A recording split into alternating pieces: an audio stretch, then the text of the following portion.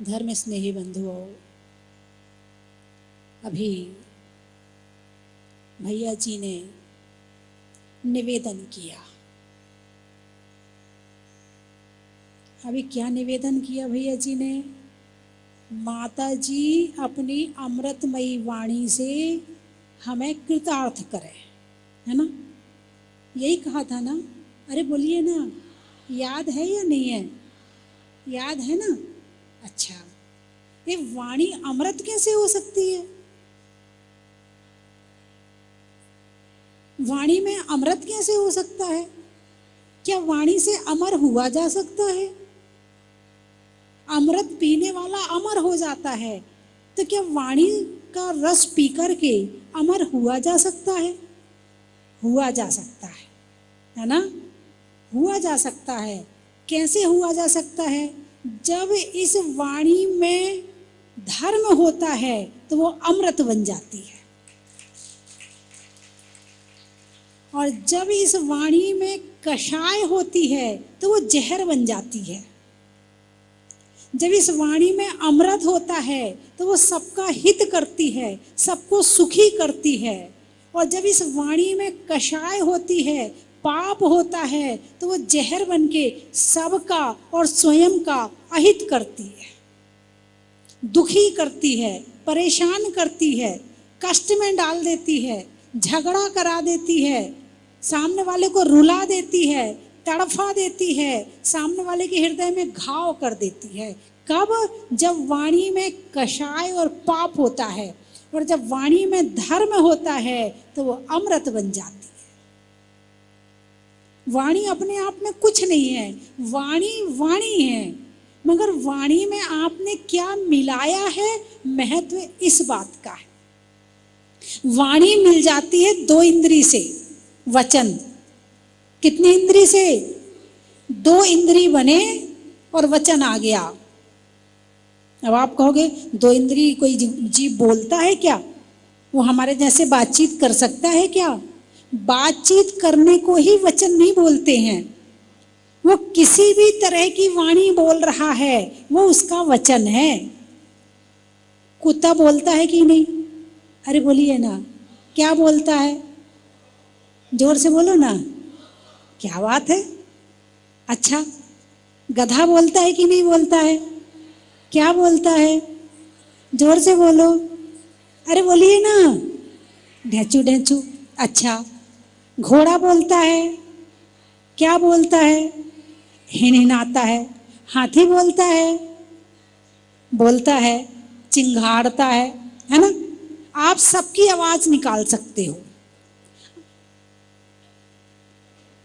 आप। हाँ, कुछ कलाकार होते हैं, वो मुर्गे की आवाज भी निकाल लेते हैं, कुत्ते की भी निकाल लेते हैं, गधे की भी निकाल लेते हैं, हाथी की भी निकाल लेते हैं, घोड़े की भी निकाल लेते हैं, चिड़िया की भी निकाल लेते हैं, बंदर की भी निकाल लेते हैं।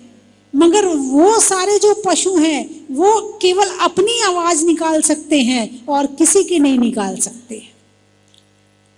उनके पास में वचन है, 4 इंद्री के पास वचन है, 3 इंद्री के पास वचन है, 2 इंद्री के पास वचन है। आपने वो देखा, एक वो जो झिंगुर होता है, झिंगुर की आवाज सुनी है? वो सीटी जैसी आवाज आती, जब बिल्कुल शांत वातावरण हो और एक सीटी जैसी आवाज आ रही हो, वो झिंगुर बोलता है। वो टर्र टर्र की आवाज है, वो मेंढक बोलता है। तो वाणी तो सबके पास में है, लेकिन वाणी अमृत कौन बना सकता है? उसका नाम है मनुष्य। जो अपनी वाणी में धर्म मिला देता है, उसकी वाणी अमृत वाणी बन जाती है। और धर्म मिलाने के लिए चाहिए संयम। क्या चाहिए? संयम। वाणी भी धर्म बन गई। बोलना भी धर्म होता है क्या कोई? अरे बोलिए ना, बोलना धर्म होता है कि नहीं होता है? होता है। कब?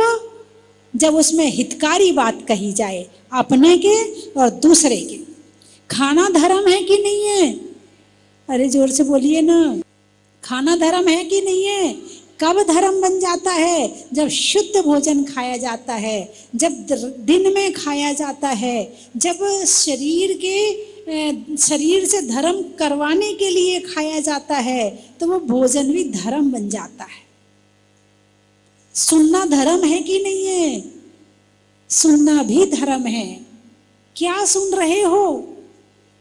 हितकारी बात सुन रहे हैं, किसी की निंदा नहीं सुन रहे, किसी की बुराई नहीं कर रहे, या ना सुन रहे, किसी की चोरी की कथा नहीं सुन रहे, कोई राजनीति की बातें नहीं सुन रहे, है ना। इस तरह की बातें नहीं सुनना और धर्म की बातें सुनना, ये हो गया सुनना में भी धर्म हो गया, बोलने में भी धर्म हो गया, चलने में भी धर्म है। भाई कैसा है? देखकर चलो, जीवों की रक्षा करते हुए चलो, चलने में धर्म हो गया। देखने में धर्म है कि नहीं है? अरे बोलिए ना, कैसे है? मोबाइल देखने में धर्म होता है कि नहीं होता?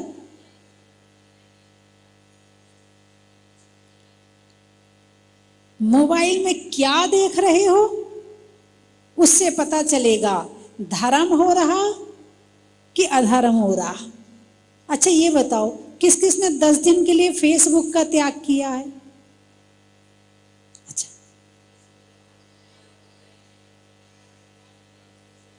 व्हाट्सएप में तो आप देखते होगे कौन कहाँ गया है, क्या शिविर चल रहा है, क्या, वो तो आपके धर्म का चलता होगा। 1 महीने का पहले कहा था मैंने त्याग करो और आपने त्याग कर दिया, बहुत बढ़िया बात है। हाँ, ऐसे भक्त होने चाहिए। तो कहने का मतलब ये है, आज उत्तम संयम का दिन है। संयम का क्या मतलब है? जो काम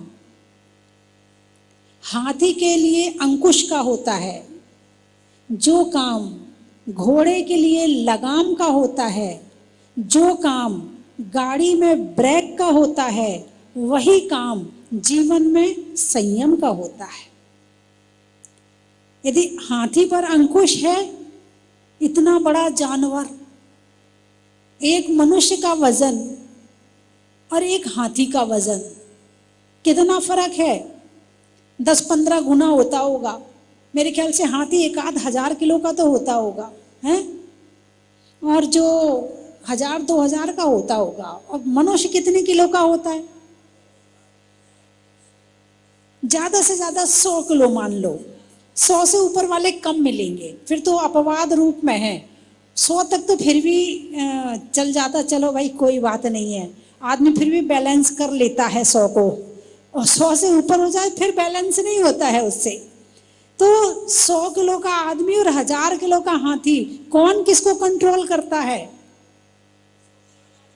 100 किलो का आदमी 1,000 किलो के हाथी को अपने अनुसार चलाता है। कब? जब अंकुश होता है। घोड़ा सबसे तेज दौड़ने वाला है, लेकिन कहाँ दौड़ना, कब दौड़ना, किस लिए दौड़ना, जब तक इस बात का लक्ष्य ना हो तो घोड़े का दौड़ना भी बेकार है।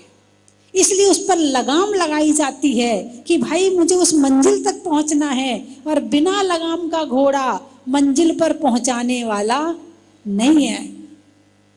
आप लोग गाड़ी से आए, ट्रेनें तो बीच में बंद हो गई थी, काफ़ी लोग रुक गए यहाँ आने से, क्योंकि ट्रेन नहीं आई। बोले हम बस में नहीं जाएंगे, ट्रेन नहीं जा रही तो हम नहीं जाएंगे। कई लोग नहीं आ पाए, कोई बात नहीं है। तो गाड़ी से आए, गाड़ी में ब्रेक होता है कि नहीं? 1 करोड़ की गाड़ी है, 1 करोड़ की। कौन सी गाड़ी होती है 1 करोड़ की? बहुत सारी होती हैं। हाँ, अब वो आप जाने कौन सी होती। 1 करोड़ की गाड़ी है और आपके घर के सामने आपके मित्र ने लाके खड़ी कर दी। बोले भाई चल घूमने चलते हैं, गाड़ी तो 1 करोड़ वाली है, बस इसमें ब्रेक नहीं है। बोले जाओगे? नहीं जाओगे? हैं? ओहो, क्यों? कहीं भी एक्सीडेंट हो जाएगा, कहीं भी गड्ढे में पटक देगी, पता नहीं कहाँ ले जाइए, पता ही नहीं, मंजिल पर तो पहुंचने वाले है ही नहीं है। ऐसे ही जब तक जीवन में संयम ना हो, ये जीवन मुक्ति रूपी मंजिल पर पहुंच ही नहीं सकता है। जिस बिना नहीं जिन राज सीझे, तूर लियो जग कीच में। जिसके बिना भगवान को मुक्ति नहीं मिली है, तुम्हें कैसे मिल जाएगी? नदी पहाड़ से निकलती है और कहाँ पहुंचती है? अरे बोलिए ना, समुद्र में। नदी संयम से जाती है। किससे जाती है? दो तटों का संयम होता है। यदि नदी दो तट के बीच में ना बहे, मैं नहीं बहूंगी तेरे बीच में, तूने बांध रखा है मुझे, मैं तो अपने हिसाब से बहूंगी, तू मुझे छोड़ यहां से। तो जो पानी उन तटों के बंधन को छोड़कर बाहर निकल जाएगा, वो समुद्र में पहुंचने वाला नहीं है।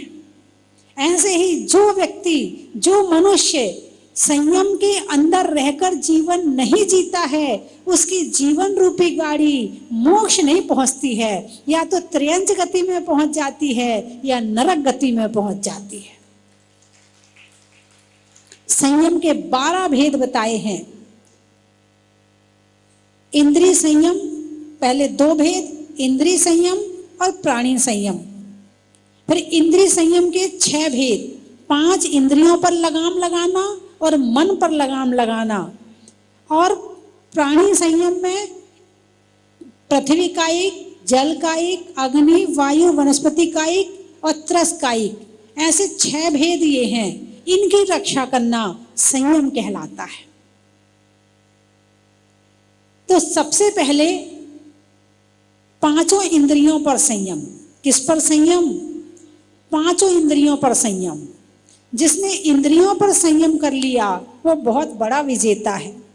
दूसरों पर अनुशासन तो सब कर लेते हैं, दूसरों को अपने हिसाब से चलाने का काम तो सब कर लेते हैं, लेकिन जो अपने को संयम में ढाल के और अपने उस अनुसार अनुशासन में चल जाए, वह दुनिया का सबसे बड़ा विजेता होता है।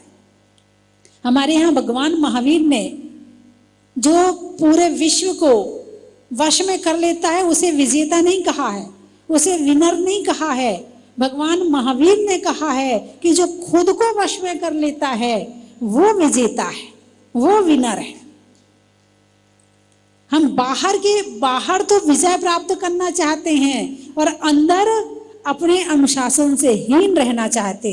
देखने में संयम, क्या देखना? मोबाइल देखना, कितना देखना? प्रवचन में देखना कि नहीं देखना, कि प्रवचन के बीच में ही मोबाइल चालू हो गया। इतना भी संयम नहीं है कि प्रवचन के बीच में मोबाइल ना देखें। नहीं, आपकी बात नहीं कर रही हूं। जहां गड्ढा होता है ना, वहां पानी भर जाता है। अभी भी कुछ हाथों में मोबाइल चल रहा है।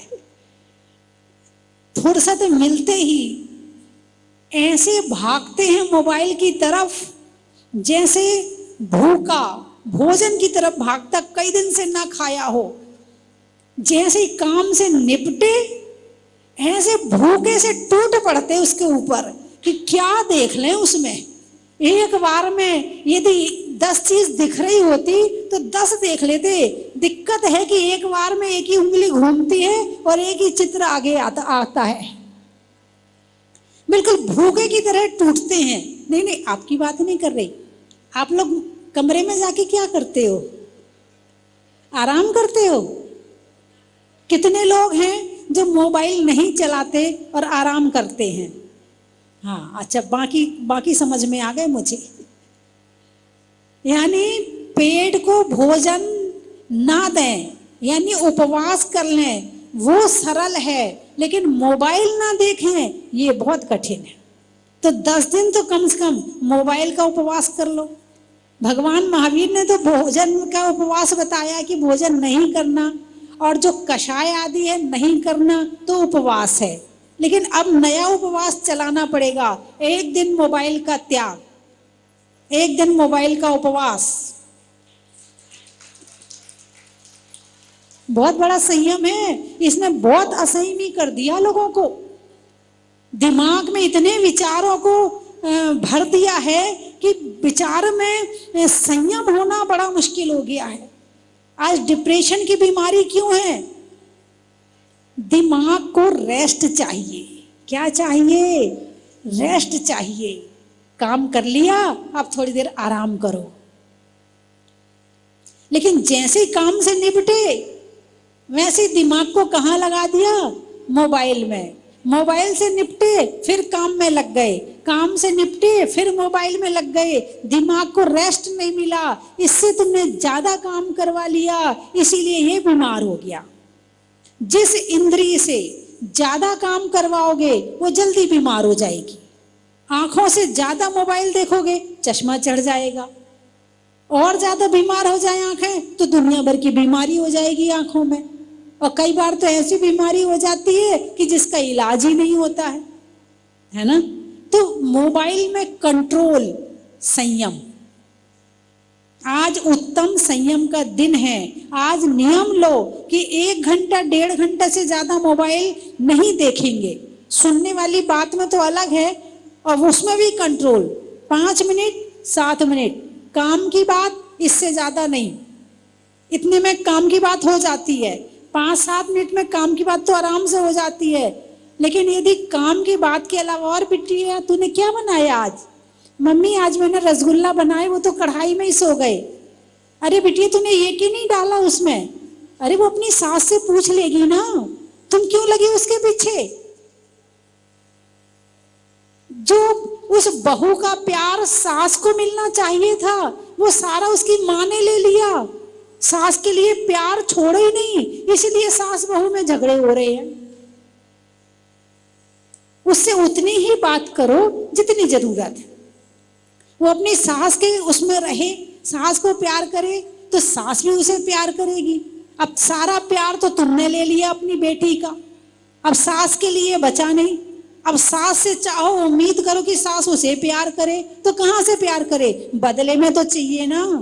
अगर सास ने प्यार किया है तो बहू भी तो करे उसे। अरे बोलिए ना। तो मोबाइल में कंट्रोल। बेटी से उतनी बात करो, बेटी ठीक है, तबीयत ठीक है, बच्चे ठीक है, दवान जी ठीक है, सासू जी ठीक है, बस ओके कट। बस बेटी 5 दिन बाद बात करूंगी, अब नहीं करूंगी। और बेटी को नियम दो कि बेटी जब घर में तेरे लड़ाई हो जाए, झगड़ा हो जाए, कोई बात हो जाए, तू मुझे फोन नहीं करेगी। बस एक नियम ले ले, तू मुझे फोन नहीं करेगी। आजकल की लड़कियों को जरा सा कष्ट हो जाए तुरंत अपनी मम्मी को फोन लगाती हैं। घंटा भर बाद खुद तो ठीक हो जाती हैं, हंसने बोलने लगती हैं, और मम्मी टेंशन करती रहती है, वो डिप्रेशन में आ जाती है। बोलिए हाँ या ना। तो बिटिया को इतना समझदार बनाओ कि वो अपने खुद ही सारे समस्या का समाधान कर ले। अब तुम वहां से, अब यहाँ का माहौल क्या है, तुम वहां से डिसीजन क्या दे रही हो, और उल्टा हो जाए यहाँ पर और वो आफत में आ जाए। तो इससे अच्छा है बेटी परिस्थिति कैसी है तो उसके हिसाब से डिसीजन ले, तू मेरा डिसीजन मत ले। मुझे नहीं पता कि तू जो मुझे बता रही है वो सही है कि नहीं है, क्योंकि हर व्यक्ति अपनी गलती थोड़ी बताता है। किसकी बताएगा? सामने वाले की बताएगा। खुद ने गलती करी और सामने वाले ने डांट दिया तो सामने वाले की बात तो बता दी, खुद की नहीं बताई। तो ऐसे में निर्णय सही होने वाला नहीं है। तो इस पर भी संयम होना चाहिए। तो वाणी पर संयम कि उससे कितनी बात करनी, मोबाइल पर संयम। यदि मोबाइल में संयम आ जाए तो आज घरों के आधे झगड़े खत्म हो जाएं।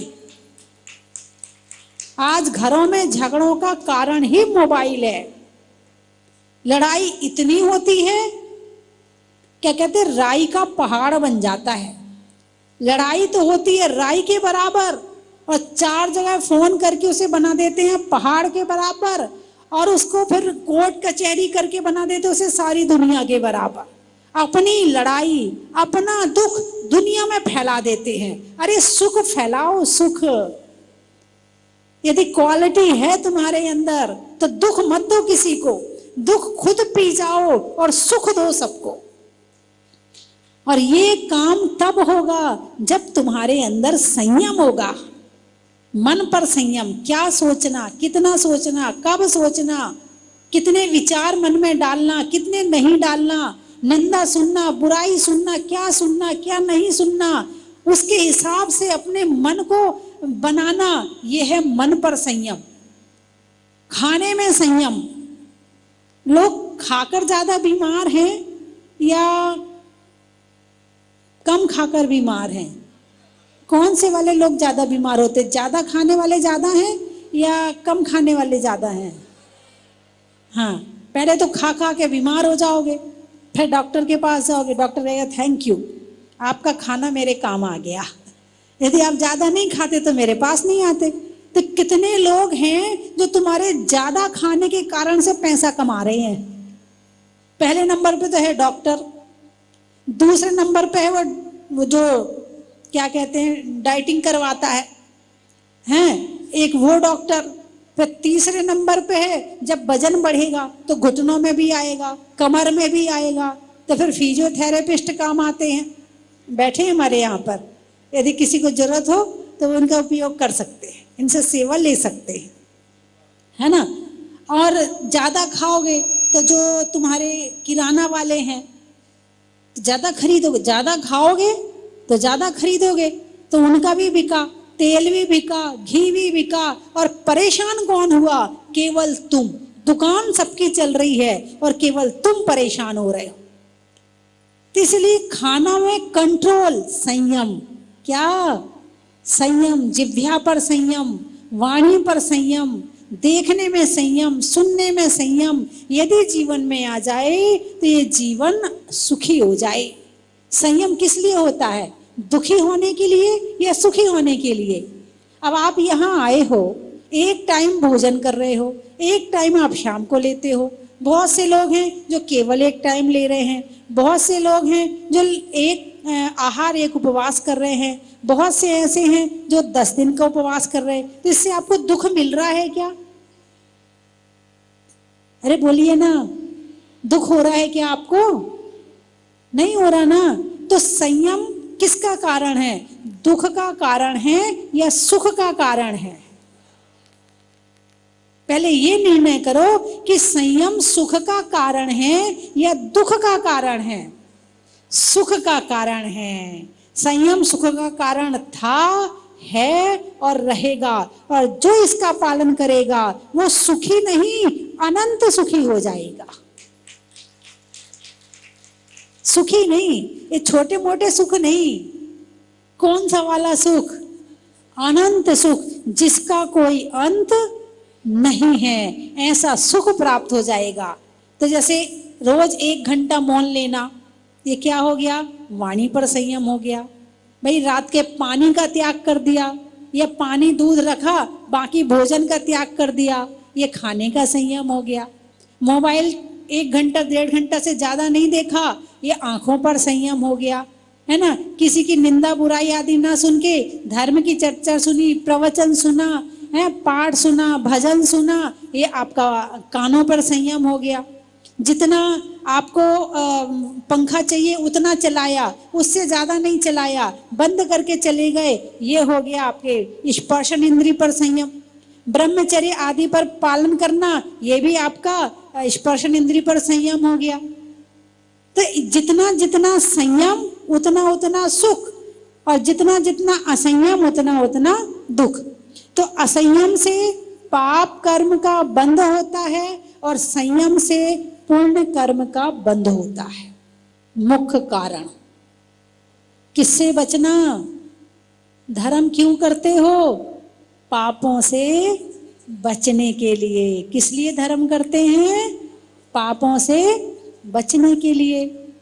अभी आप 10 दिन के लिए घर छोड़कर आए हो, तो आप देखो, आपको आरंभ परिग्रह नहीं करना पड़ रहा, भोजनशाला नहीं जाना पड़ रहा, पानी नहीं छानना पड़ रहा, भोजन नहीं बनाना पड़ रहा, अग्नि नहीं जलानी पड़ रही, है ना।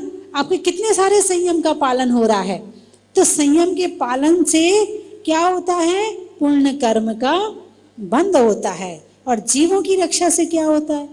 आप चल रहे हैं और एक चींटी सामने आई और आपने उसे बचा लिया। हालांकि आप बचा रहे हो, अच्छी बात है। ऐसे नहीं कि आपने चींटी को बचा लिया है तो चींटी अमर हो गई, कभी मरेगी नहीं, मृत्यु तो आएगी उसकी। जब आयु कर्म पूरा होगा तो उसकी मृत्यु तो आएगी, लेकिन आपके मन में जो करुणा और दया के कारण आपने उस जीव की रक्षा करी है, तो इसमें चींटी को कुछ मिले ना मिले, जो मिलेगा वो आपको मिलेगा। पानी ज्यादा नहीं बहाना। यदि एक बाल्टी में काम चल सकता है तो 2 बाल्टी नहीं बहाना। एक बाल्टी में कपड़े धुल सकते हैं तो 2 बाल्टी नहीं बहाना। क्या होगा इससे? जल कायिक जीव की रक्षा होगी, है ना। और अग्नि जितनी जरूरत है उतनी जलाना, बाकी नहीं जलाना। क्या हुआ? अग्नि कायिक जीव की रक्षा हुई। वायु कायिक जीव की रक्षा करना। पृथ्वी कायिक व्यर्थ में जमीन नहीं खोदना, है ना, पृथ्वी कायिक जीव की रक्षा है। और अष्टमी चतुर्दशी हरि का त्याग क्यों करते हैं? ताकि वनस्पति कायिक जीव की रक्षा हो सके, इसलिए हरि का त्याग किया जाता है। और त्याग नहीं कर पाते, नियम रख लो। 10,000 वनस्पति कायिक है ना, तो 10,000 में से आपने नियम लिया कि इस 10 लक्षण में प्रतिदिन हम 5 हरि से ज्यादा नहीं लेंगे, तो 10,000 में से आपने कितनी ली? 5। कितनी छूट गई? 10,000 है ना, 10,000 में 5 कम कर दो। 10 लाख, 10 लाख, तो 10 लाख में से 5 कम कर दो। अब हिसाब तो बाद में लगा लेना। 5 ले ली, बाकी छोड़ दी, तो जितना 10 लाख का पाप लग रहा था, वो 10 लाख का पाप केवल 5 में रह गया। बताओ कितना बड़ा संयम ने आपको पापों से बचा लिया। आप रात को नहीं खाते हैं, त्याग भी नहीं है, त्याग कर दिया, संयम हो गया, पापों से बच गए। तो इस तरह से संयम के द्वारा हम बड़े बड़े पापों से बच जाते हैं। और पापों से बचने का मतलब दुख से बचना, कष्ट से बचना, परेशानी से बचना। तो भोजन में संयम। 2 बार से ज्यादा अन्न नहीं खाएंगे, 3 बार से ज्यादा अन्न नहीं खाएंगे। ऐसा हो सकता है कि नहीं? अरे बोलिए ना। अच्छा, दिन में 3 बार से ज्यादा, यहां से जाने के बाद 3 बार से ज्यादा अन्न नहीं खाएंगे, ऐसे कितने लोग हैं? 3 बार से ज्यादा नहीं खाएंगे। 3, मैं 3 बार की छूट करी, एक तो आप 1 बार लेते हैं, बहुत बढ़िया। 1 बार वाले भी बैठे हुए हैं।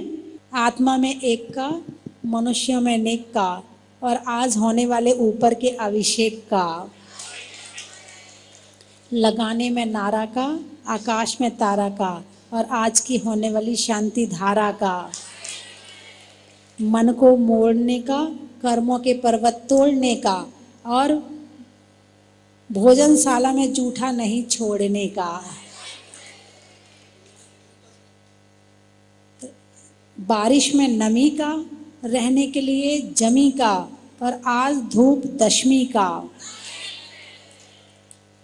बीज में बोने का, कमरे में कोने का, चंद्रमा में गुरुत्वाकर्षण का, भौतिकता में आकर्षण का, और आज मंदिरों के दर्शन का। पुकारे आज तुझे तेरी आत्मा, तुझे को जगाए रे, भूल गया तू पथ अपना, बोधि कराए। पुकारे आज तुझे,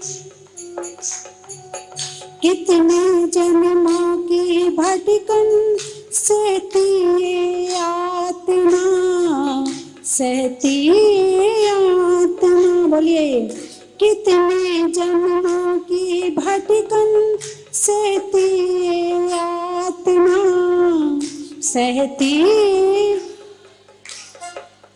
अपने बाबुल घर जाने कहती ये आत्मा, कहती आत्मा। अपने बाबुल घर जाने कहती, कहती आत्मा। मनवारे अपने बाबुल घर जाने कहती आत्मा,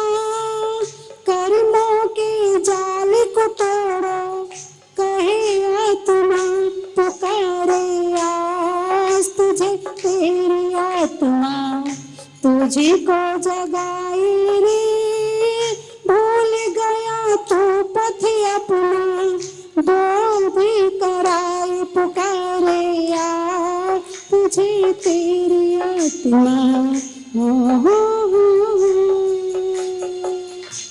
जय जिनेन्द्र बंधुओं, जैन धर्म के महान पर्व पर्वाधिराज पर्युषण महापर्व 28 तारीख तक जहाजपुर वाले बड़े बाबा मुनीश्वरनाथ भगवान के मस्तक पर परम पूजनीय भारत गौरव गुरुमा गण्यारी का स्वस्ति भूषण माता जी की संगस्था छुल्लिका आरतमती माता जी के सत्संग पावन सानिध्य में अभिषेक शांति धारा विधान और अन्य कई कार्यक्रम होंगे।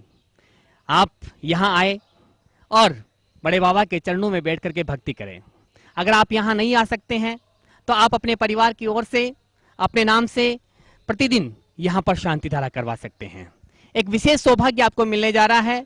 पर्वाधिराज 10 लक्षण महापर्व की 10 ही दिन की शांति धारा का पुण्यार्जन आप अपनी ओर से अपने परिवार की ओर से कर सकते हैं, जिसकी न्यौछावर राशि मात्र 5100 रुपये है। आप अपनी सूचना स्वस्ति धाम पर दे सकते हैं। बंधुओं, जहाजपुर वाले बड़े बाबा की शांति धारा देख करके लाखों भक्त लाभान्वित हुए हैं, तो एक महान सौभाग्य आपको मिलने जा रहा है। इसका लाभ उठाएं और 10 दिन शांति धारा पर्वाधिराज पर्युषण महापर्व में आप करवाएं, इसका लाभ उठाएं। धन्यवाद। चलो स्वस्ति धाम, चलो स्वस्ति धाम, आओ स्वस्ति धाम, चलो स्वस्ति धाम, चलो स्वस्ति धाम, चलो स्वस्ति धाम, आओ स्वस्ति धाम, चलो स्वस्ति धाम। स्वस्ति धाम मुझे जाना है, मन में है ये धारणा। स्वस्ति धाम मुझे जाना है, मन में है ये धारणा।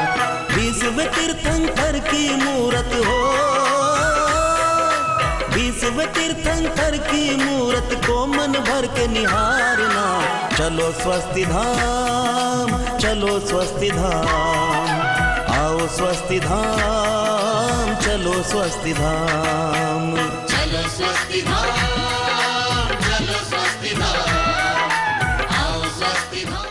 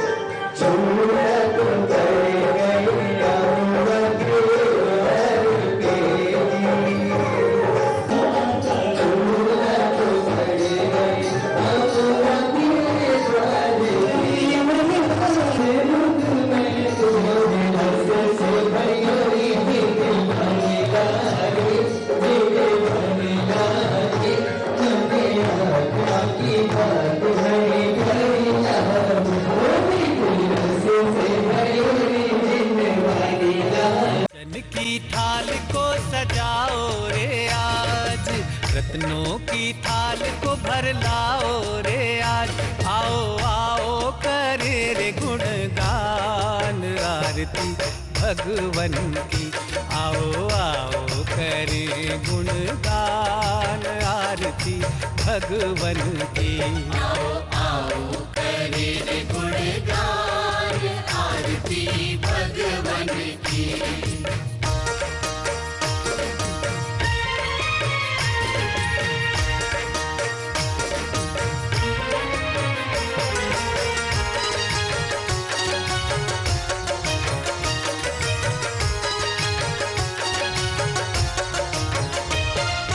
पिता सुमित्र के राज दुलारे, माँ पद्मा जी के नैनों के तारे। पिता सुमित्र के राज दुलारे, माँ पद्मा जी के नैनों के तारे।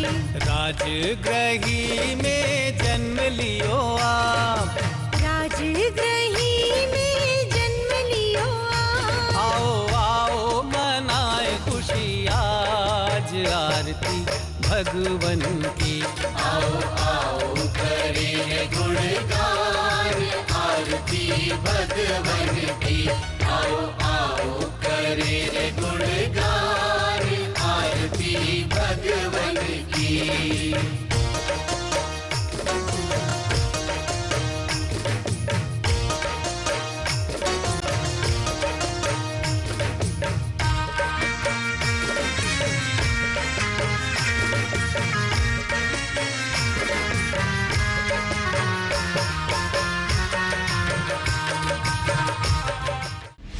अपने इस मानव भव को सफल बनाने का आपके जीवन में आया है अभूतपूर्व अवसर। स्वस्ति धाम प्रणेत्री परम विदुषी लेखिका भारत गौरव आर्यका श्री स्वस्ति भूषण माता जी की पावन प्रेरणा एवं मंगल आशीर्वाद से मध्य प्रदेश की धन्य धरा पर स्थित सिद्ध क्षेत्र सोनागिर के पवित्र पर्वत पर बन रहा है भव्याति भव्य सहस्त्रकूट जिनालय। आप अपने व अपनों के नाम से एक प्रतिमा अथवा एक से अधिक प्रतिमाएं विराजमान कर सहस्त्र पुण्य के भागीदार बने। एक प्रतिमा की न्यौछावर राशि 1,11,000 रुपए मात्र। अपनी स्वीकृति प्रदान करने हेतु दिए गए नंबरों पर शीघ्र संपर्क करें।